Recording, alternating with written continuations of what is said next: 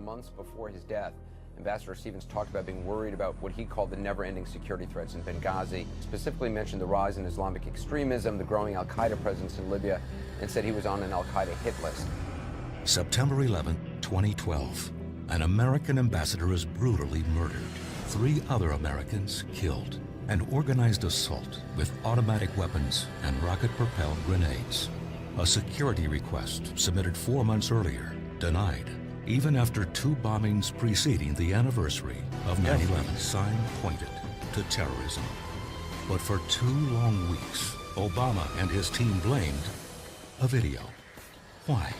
For political reasons. It was in Obama's interest to not portray the attack as terrorism on the anniversary of 9/11. The intelligence was there, clear signs of terrorism, but campaign politics came first. The evidence is mounting as more questions arise. What did this president know, and when did he know it?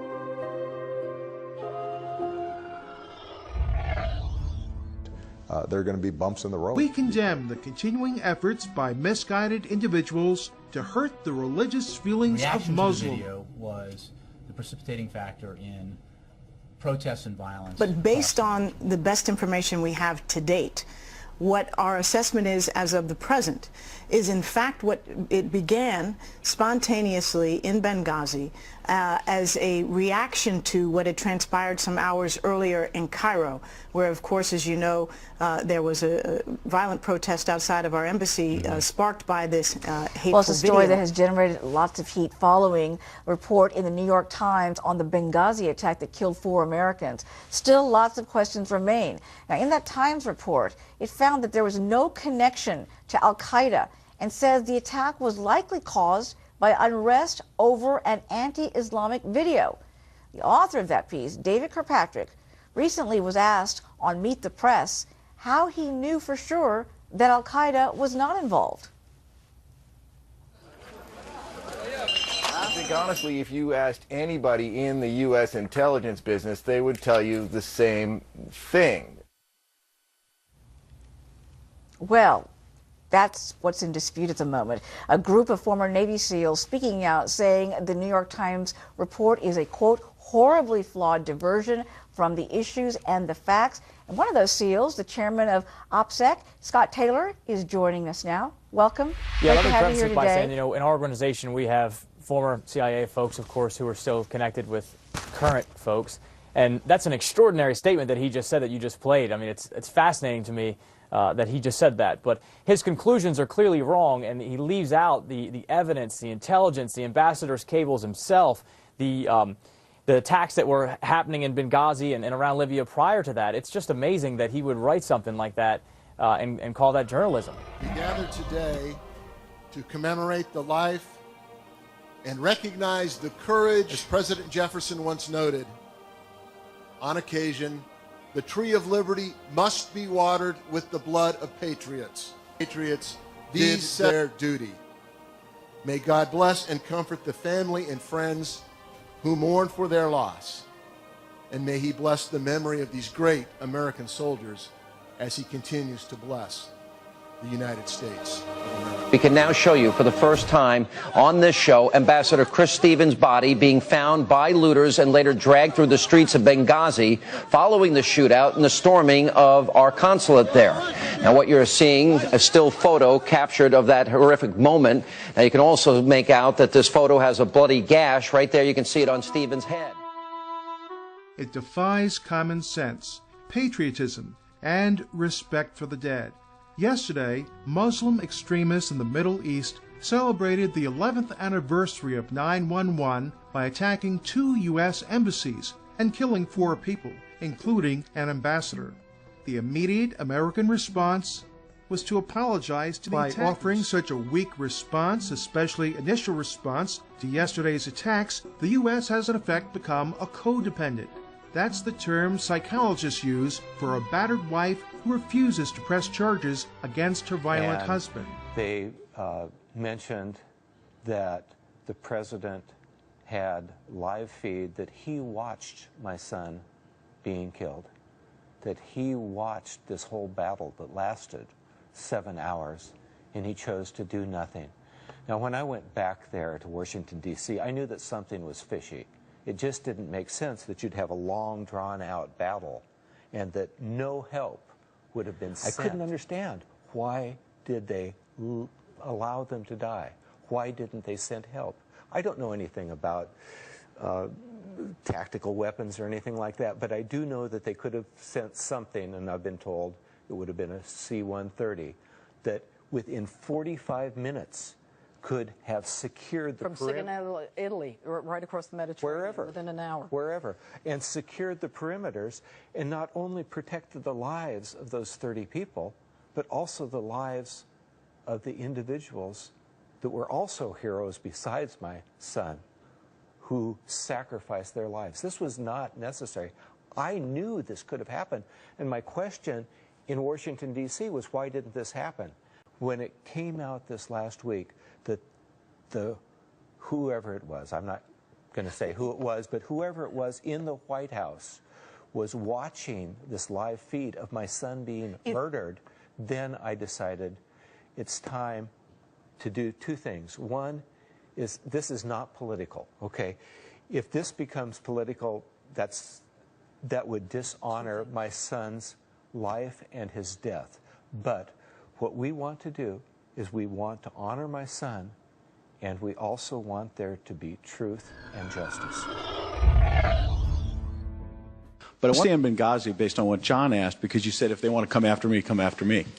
I wanted to ask about the families of these 4 Americans who were killed. Sean Smith's father, Ray, said he believes his son basically called 911 for help, and they didn't get it. And I know you've said you grieve for these 4 Americans, that it's being investigated, but the families have been waiting for more than 2 months. So I would like for you to address the families if you can. On 9/11, as Commander-in-Chief, did you issue any orders to try to protect their lives? Ed, I'll address the families not through the press. I'll address the families directly, as I already have. And we will provide all the information that is available about what happened on that day. That's what the investigation's for. But as I said repeatedly, if people don't think that we did everything we can to make sure that we saved the lives of folks who I sent there and who were carrying out missions on behalf of the United States, then you don't know how our Defense Department thinks, or our State Department thinks, or our CIA thinks. Their number one priority is obviously to protect American lives. That's what our job is. Now, Ed, I will put forward every bit of information that we have. I can tell you that immediately upon finding out that our folks were in danger, that my orders to my national security team were do whatever we need to do to make sure they're safe. A Fox News alert. Breaking news now on the deadly terror attack on the U.S. consulate in Libya.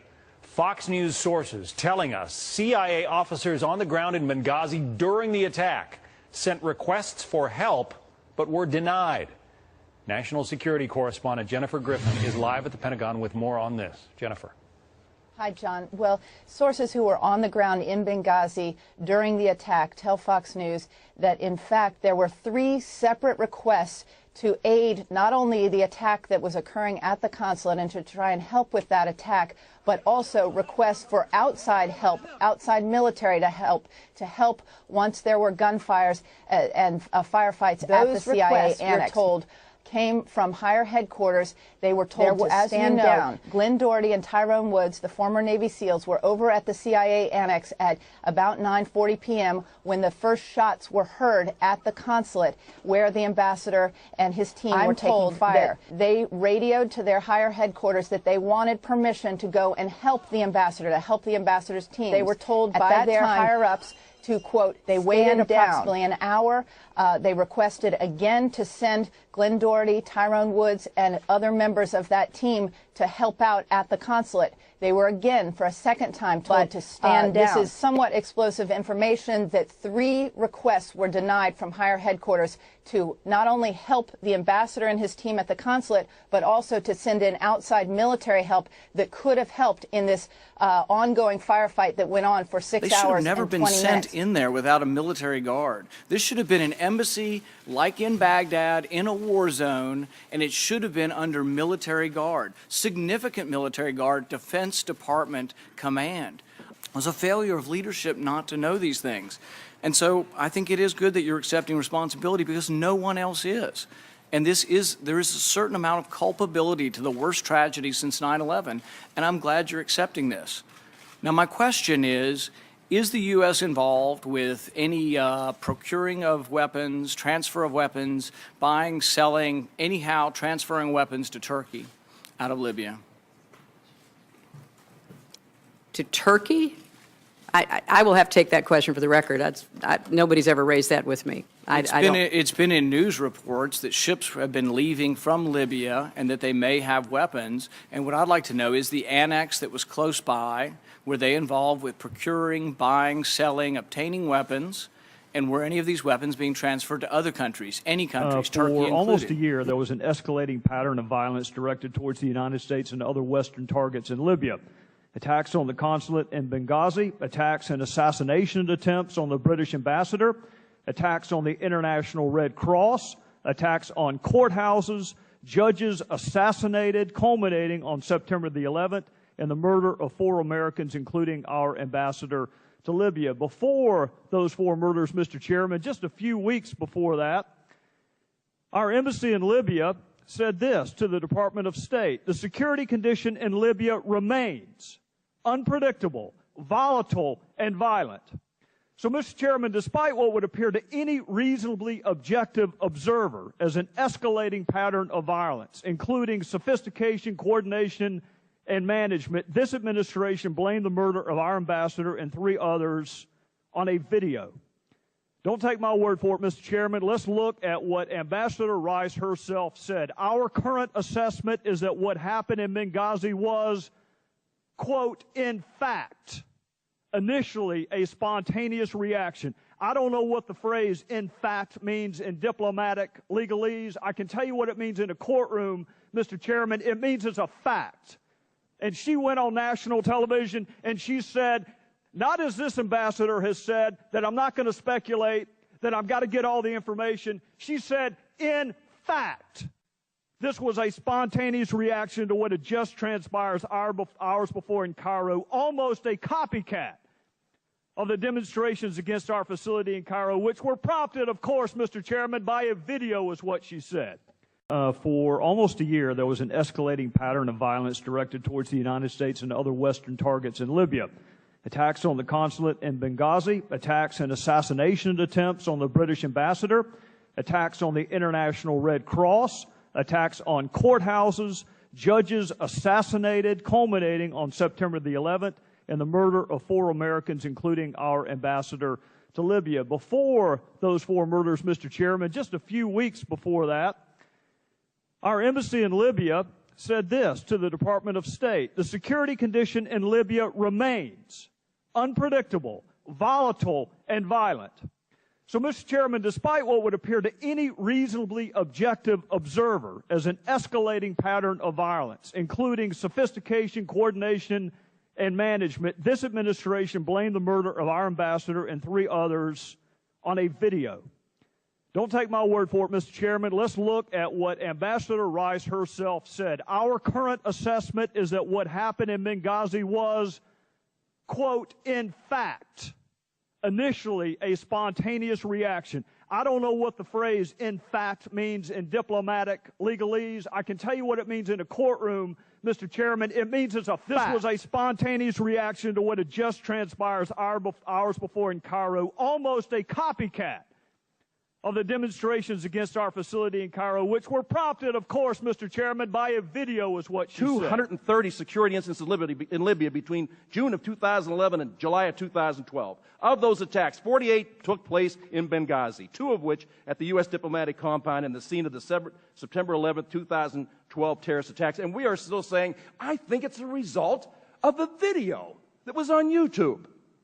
And this is based on intelligence. Now, listen, I got to ask you, Ambassador Carney, because you say you couldn't possibly have had a different idea about it than Secretary Rice did when she went before the nation on September the 16th. I'm going to tell you, this thing smells. From every single, listen, it waddles like a duck and quacks like a duck. It's a duck. Of the demonstrations against our facility in Cairo, which were prompted, of course, Mr. Chairman, by a video, is what she said. And then she proceeds to say the attack was spontaneous. I can think of few things, Mr. Chairman, more antithetical to spontaneity than a 12-month-long prologue of violence in Libya. And then she said she relied solely and squarely on the information the intelligence community provided. Mr. Chairman, I would like to have another hearing where we can ask Ambassador Rice under oath, who told you what when? You're going to blame the intelligence committee? You come before this committee and you tell us who told you it was a video. Who in the intelligence community said it? Who in the diplomatic community blamed this on a video?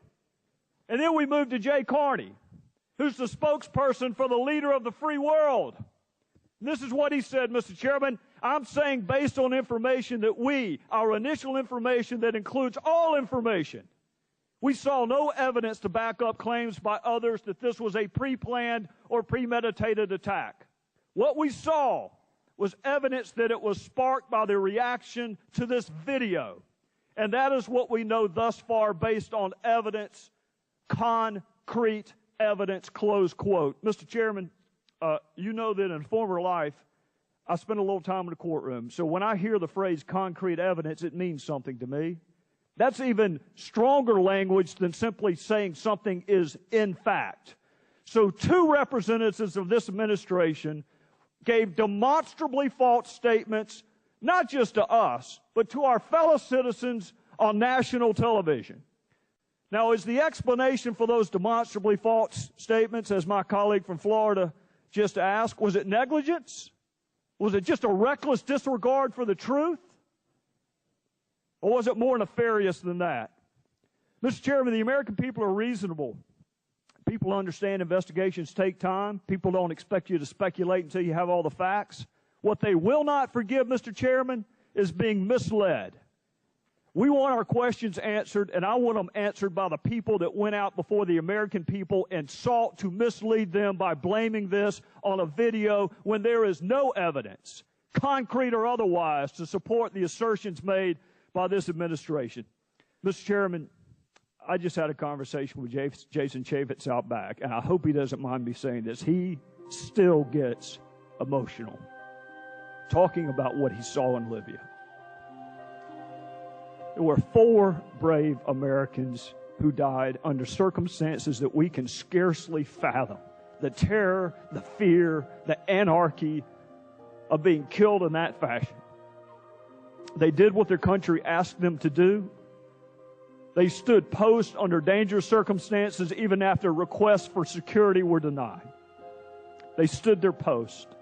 The least we can do is stand this meager post that we've been assigned and demand that this administration speak the truth to the people it's supposed to serve. This was never about a video. It was never spontaneous. This is terror. And I want to know why we were lied to. This was them trying to save face after something terrible had happened and try to prevent what looks like accurate perception that they had not been careful enough in Benghazi, that they'd been sloppy about security, that they'd ignored warnings. Looks like this. I mean, as you read that, it sounds like the State Department is very concerned about this. At one point, reportedly, the State Department official Victoria Nuland says the leadership of her building is really worried about this in a way that points to Hillary Clinton and her top deputies. The White House kind of deferring to them. And does this become then an election politics thing? So obviously we've talked about the connection to Hillary Clinton, which the GOP has been trying to push forward, but also the issue of the president trying to sit on this because the election was only a few weeks away when this attack occurred. Sure, it becomes an election issue. It becomes a 2014 issue. It becomes a 2016 issue. It becomes a potential, should I even say that word that starts with I, that I think we all know, that 3-syllable word? It becomes, A blockbuster tonight on Benghazi. A claim U.S. forces could have intervened in the terror attack in time. and that the Obama administration is trying to intimidate potential whistleblowers into silence. The new Benghazi email. You knew full well that these Sunday show appearances were going to be dominated by the attack in Benghazi, right? As they were. We certainly knew that that would be a big part of the shows. Or the primary thrust of those shows. John, you just had an attack on a U.S. consulate in Benghazi. You had Americans killed. You knew full well that what Susan Rice was primarily going to be asked about was about that attack, a terrorist attack on a U.S. consulate in Benghazi. Can I read the promo from your show, ABC This Week? All the promos you want. You don't acknowledge that these was going to be about the Benghazi attack? About John, absolutely. And that's why, as members of Congress did, Ambassador Rice relied on points about the Benghazi attack that were produced by the CIA. Ambassador Rice went on those shows and she said that the attack in Benghazi was rooted in protests over an internet video. We now know that that was not true, that in fact the CIA director, former director Morell, just testified last month that, quote, when she talked about the video, my reaction was, that's not something the analysts have attributed this attack to. It did not come from the CIA. You stood there at the podium time after time and said that she was referring to talking points created by the CIA. Now we see a document that comes from the White House, not from the CIA, attributing the protests to the video. And we have the former director of the CIA saying that that was not something that his analysts had attributed to. Why were you holding back this information? Why was this email not turned over to the Congress? Why was it not released when you released all the other emails? This is directly relevant. Why did you hold it back? John, again. Why did it take a court case Today we're for you to talking release with this? Cheryl Atkinson. She's the award-winning journalist who recently parted ways with CBS after the press said it was due to friction between her and her bosses at CBS and her investigations into things like Benghazi, Fast and the Furious, and other cases. Cheryl, thanks for joining us. Thanks for at your having me. website at CharlesAtkinson.com, you say your credo is that you're resisting undue corporate, political, and other special interests. My fight for the truth against the forces of obstruction, intimidation, and harassment in Obama's quote of Ben Rhodes, the guy behind this email, that Susan Rice and others should underscore that these protests at the Benghazi compound are rooted in the innocence of Muslims video and not a broader failure of Tuesday, I raised policy. the question of why none of the Benghazi survivors, whether State Department, CIA, or private security contract employee, have testified publicly before Congress. According to trusted sources that have contacted my office, many, if not all, of the survivors of the Benghazi attacks, along with others at the Department of Defense and CIA, have been asked or directed to sign additional non-disclosure agreements about their involvement in the Benghazi attack. Some of these new NDAs, as they call them, I've been told, were signed as recently as this summer. I also asked who provided the terrorists with a detailed understanding of the consulate property. Today, I return again to the Benghazi survivors and other career employees and contractors working for the CIA, Defense Department, and the State Department who were involved in the response or lack thereof to the I'm going to dust off something called the best evidence rule. The best evidence of what you said when you were asked about Mr. Chaffetz's visit is actually what you said. So here it is. Those instructions were to arrange the visit in such a way that Representative Chaffetz and his staff would not have the opportunity to interview myself, John Martinic, and David McFarland alone. That's what you said in a deposition. So there shouldn't be any ambiguity about who said what when. That's your testimony.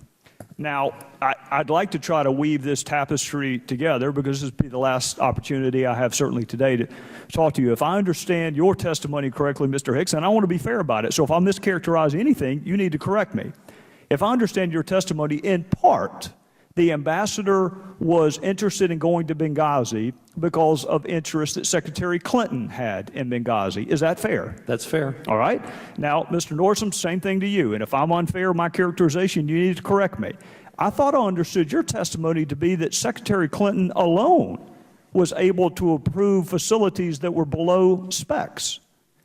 That's correct. Part of the specs. There's two categories, SECA and OSPB. She can is the only one that can authorize waivers for SECA. In this case, both apply because we didn't meet either. So we are able to show that in part he went to Benghazi because of Secretary Clinton.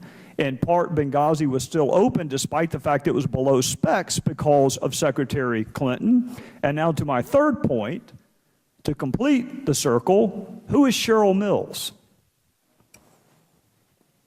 Counselor and Chief of Staff to the Secretary. Cheryl Mills was copied on, which demonstrably undercuts Susan Rice's talking points. And Cheryl Mills was copied on that Again, email. we were misled that there were supposedly protests and then something sprang out of that, an assault sprang out of that. And that was easily ascertained that was not the fact. And the American people could have known that within days, and they didn't know that. With all due respect, the fact is we had 4 dead Americans. Was it because of a protest, or was it because of guys out for a walk one night who decided they'd go kill some Americans? What difference at this point does it make? Have made a compelling case today on why it is important for government to tell the truth to its own citizens. So you made the case why we have to tell the truth to other countries, and you made the case on why you have to tell the truth to your own citizens. So if anyone wants to know what difference does it make, if anyone wants to ask what difference does it make, it always matters whether or not you can trust your government. And to the families, we're going to find out what happened in Benghazi, and I don't give a damn whose career is impacted. We're going to find out what happened. Now back to our story from earlier of the memorial today at Mount Soledad. 10 News reporter Steve Fiorina was at the ceremony this afternoon for the moment that drew a gasp from the crowd.